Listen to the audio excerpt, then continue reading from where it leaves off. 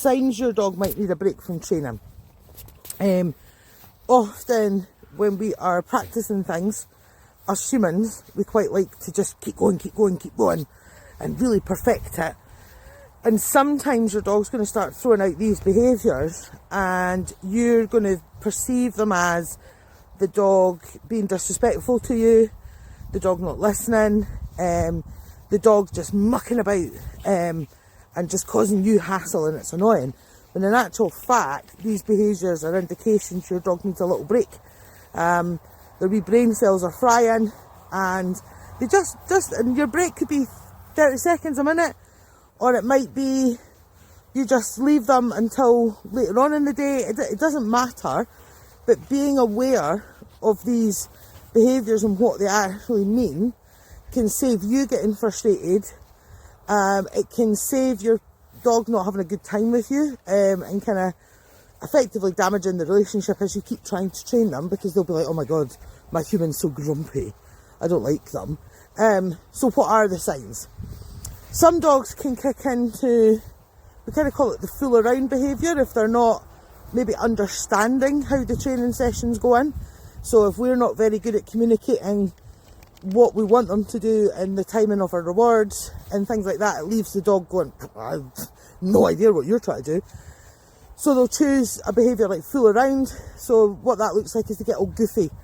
So they could start jumping up at you. They could start doing like wee zoomies all over the place.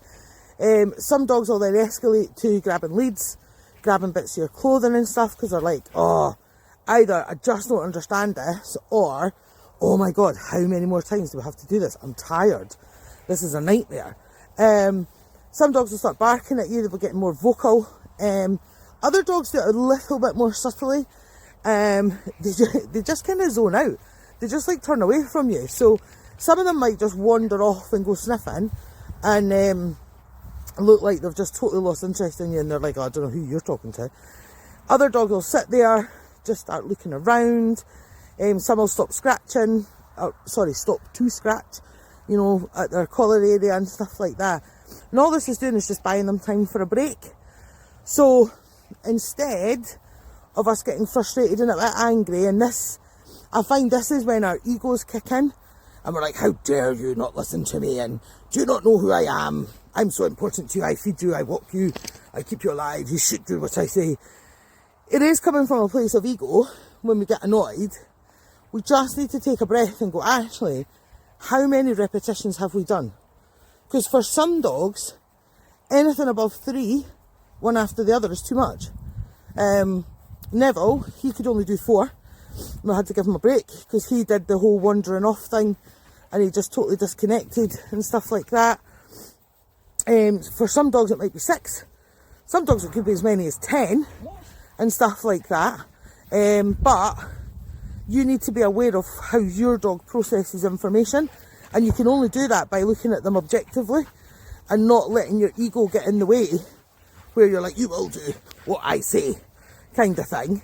And then you've also got to, if you do give them a break, you'll actually progress faster in your training, because then you're going at your dog's pace. They can absorb the information better, and you can work through the stages. The same's going to apply if your dog is doing something you don't want them to do and they're not listening. So I'm thinking about like recall and stuff here. So if the dog's sniffing away and you're trying to call them and they're just ignoring you, you need to take a pause and go, how far am I into my training? Have I built up such a good association with the cue that my dog will give me a reflex response regardless of what's going on?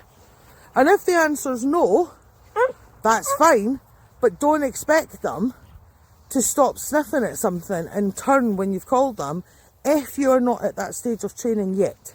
You will get there. However, if you get all like, oh, they need to know that they're wrong, and I need to, they're just going to keep shouting at them until they eventually listen, I promise you will be years before you get to the stage that your dog will respond with like a reflex reaction, because your dog is learning to hear the cue multiple times and not execute anything.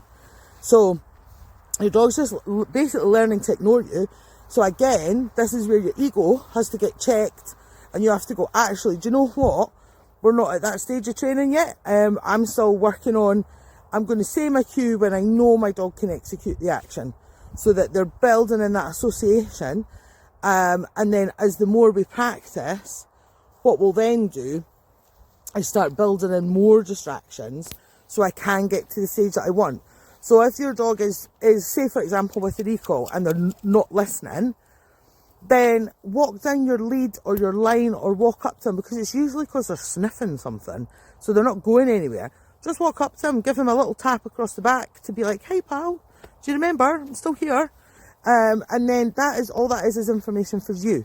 It's the same if you're trying to work on your positions and you're like, sit, down, like this. You're never going to get a down the first time you ask, because you've said it like a gazillion times and the dog's clearly not doing it.